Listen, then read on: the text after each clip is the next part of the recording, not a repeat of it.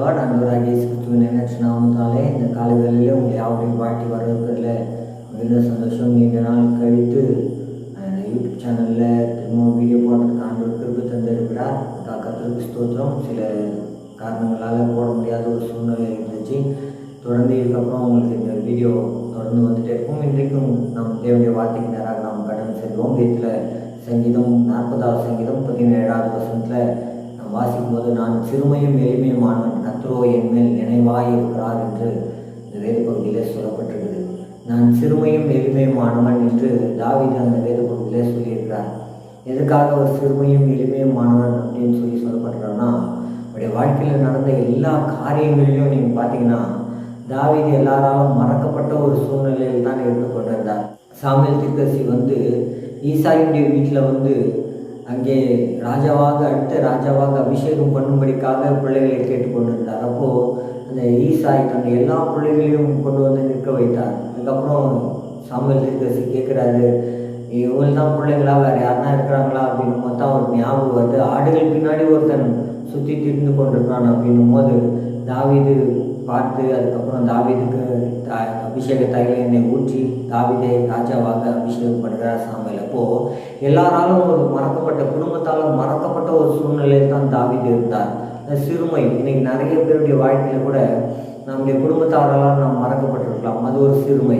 இல்லை மற்றவர்களால் நாம் புறக்கணிக்கப்பட்டிருக்கலாம், அது ஒரு சிறுமை. இப்படி உலகத்திலே இருக்கிற எல்லாராலும் நாம் புறக்கணிக்கப்பட்டிருந்தாலும் கர்த்தர் தாயின் கருவில் தோன்றின நாள் முதற்கொண்டு நம்ம ஒரு நாள் சிறுமைப்படுத்தாத தேவன் நம்மோடு கூட இருக்கிறார். ஏன்னா தாவீதை அவனுடைய குடும்பத்தார் மறந்து போயிட்டாங்க, கர்த்தர் மறக்கவே இல்லை தாவீதை. இன்னைக்கு இதே வார்த்தையை தான் உங்களுக்கும் ஆண்டவர் சொல்கிறாரு. மற்றவங்க உங்களை மறந்து போயிருக்கலாம், ஆனால் தாயின் கருவில் உருவாக்கின கர்த்தர் ஒரு நாள் உங்களை மறக்கவே மாட்டார்.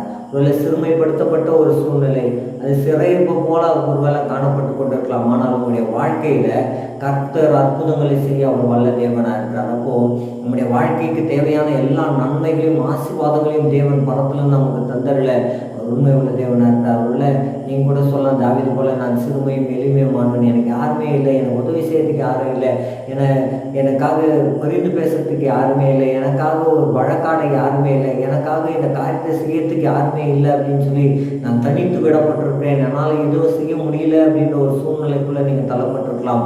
ஆனால் கர்த்தர் சொல்கிறவங்களுக்கு ஒரு வார்த்தை என்னன்னா, நான் உனக்கு துணையாக இருப்பேன், நான் உனக்கு கூடவே இருப்பேன், நான் உனக்கு மேலே நினைவாகவே இருக்கிறேன், நீ ஏன் கவலைப்படுற அப்படின்னு சொல்லி ஆண்டவர் நம்மளை பார்த்து சொல்கிறார். நம்மளால நினைவாக இருக்கிற கர்த்தர் எப்படி நம்மளால ஆண்டவர் நினைவாக இருக்கிறாருன்னா, ஒரு தகப்பன் ஒரு பிள்ளைய என்னைக்கும் மறக்கவே மாட்டார். ஒரு சம்பவத்தை நான் சொல்கிறேன். ஒரு எனக்கு கையில் அடிபட்டுச்சு, உள்ளங்கையில் கீழே விழுந்து அடிபட்டுருச்சு. அவனுக்கு காலில் அடிபட்டுச்சு, கையில் அடிபட்டுருக்குது, உள்ளங்கையில் அடிபட்டு தேய்ச்சிட்டு போயிடுச்சு. எல்லாம் அந்த பையனுக்கு அங்கங்கே அடிபட்டுருச்சு. அவனுக்கு எல்லா அடியை விட இந்த உள்ளங்கையில் பட்ட அடியை அவன் ரொம்ப நேரமாக அந்த பையன் அந்த உள்ளங்கையில் பட்ட அடியை பார்த்துட்டே இருக்கான். ஏன் அந்த உள்ளங்கையில் அடியை பார்த்துட்டே இருந்தால் மாட்டேன், எல்லா இடங்களில் வலியை விட அந்த உள்ளங்கையில் பட்டதான அந்த வலி, அந்த தோல் பிச்சுட்டு போனது அவனுக்கு ரொம்ப வேதனை உண்டாக்கி கொண்டு இருந்துச்சு. மற்ற எல்லா அடிகளும் தோல் பிச்சுட்டு தான் போயிடுச்சு. ஆனால் இந்த உள்ளங்கைன்றது அந்த சாஃப்டான இடத்துல அவனுக்கு அந்த இடத்துல அடிபட்டதுனால அது ரொம்ப வேதனையை உண்டாக்குச்சான். இதே போல தான் நீங்கள் யோசித்து பாருங்களேன், இயேசு கிறிஸ்து நமக்காக சிலுவையில் காயத்தை ஏற்றுக்கொண்டு இருக்கிறார். அந்த காயத்தை நான் பார்க்கும் போதெல்லாம் ஆண்டவர் சொல்கிறாரு, என் பிள்ளையை நான் என் உள்ளங்கைகளில் நான் வரைஞ்சிருக்கிறேன், இந்த தழும்புகள் என் பிள்ளைக்காக தான் நான் ஏற்றுக்கொண்டேன். அதனால தான் ஆண்டவர் சொல்கிறாரு, நான் உன்னை மறக்கவே மாட்டேன் அப்படின்னு சொல்லி. இன்னைக்கு ஆண்டவர் நம்முடைய உள்ளங்கையில் வச்சுருக்கார். நம்மளால் எப்போதும் நினைவாக இருக்கிற ஆண்டவர். உள்ள மற்ற மனிதர்கள் நம்மை மறந்து போயிருக்கலாம், ஆனால் கர்த்தர் ஒரு நாள் உங்களை மறக்கவே மாட்டார். அவருடைய நினைவில் வச்சுட்டே இருக்கிறாரு. என் பிள்ளைகளுக்காக நான் இதை செய்யணும் அதை செய்யணும்னு சொல்லி ஆண்டவர் நமக்காக இறங்கி வருகிற தேவன் நம்முடைய தேவன் மாத்திரம்தான். நீங்கள் ஒருவேளை எந்த கஷ்டத்தில் இருக்கீங்க, கண்ணீரில் இருக்கீங்களா, ஆண்டவரே என் மேலே நினைவாக இருக்கிறேன்னு சொன்னீங்களேப்பா, என் மேலே நினைவாக இருங்க ஆண்டவரே, என் சிறுமையை பாருங்க ஆண்டவரே, நான் எளிமையானவன் ஆண்டவரே, என்னை கண்ணோக்கி பாருங்க ஆண்டவரே அப்படின்னு கேட்கும்போது, நான் இருக்கிறேன், நான் உன் மேலே நினைவாக தான் இருக்கிறேன்னு சொல்லி உங்களுக்காக எனக்காக இறங்கி உதவி செய்கிற தேவனை தான் நாம் மறைத்து கொண்டிருக்கோம். ஒருவேளை தாவீது போல நாம் மறக்கப்பட்ட சூழ்நிலையில் இருக்கலாம், நம்மள நினைவாக இருக்கிறவர் நம்மோடு கூட இருக்கிறார். ஆகவே எந்த சூழ்நிலையை நினச்சி நீங்கள் கலங்காதீங்க, ஆண்டவர் நோக்கி கூப்பிடுங்க. ஆண்டவருடைய வாழ்க்கையில் அற்புதங்களை செய்ய வல்ல தேவனாக கண்களை மூடி இந்த காலை வேளையில் நாம் செபிக்கலாம். எங்களால் தகப்பனே, ஆசீர்வதிக்கப்பட்ட காலை நேரத்துக்காக உங்களுக்கு நன்றி.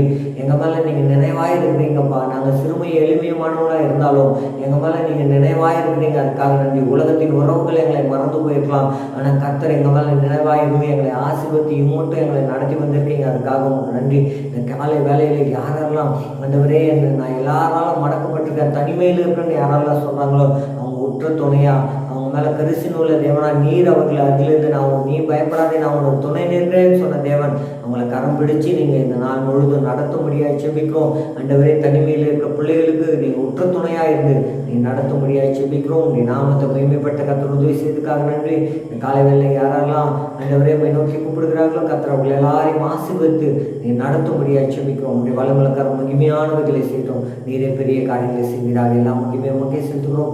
இயேசு கிறிஸ்துவின் வளமுறை நாமத்தில் செபிக்கிறோம். நாங்கள் சொன்ன நல்ல பிதாவே, ஆமென். கர்த்தர் உங்களை ஆசீர்வதிப்பாராக. உங்களோடு கொடுக்கிற தேவன் உங்கள் மேலே நினைவாகவே இருக்கிறார். அவர் ஒரு நாள் உங்களை கைவிடவே மாட்டார்.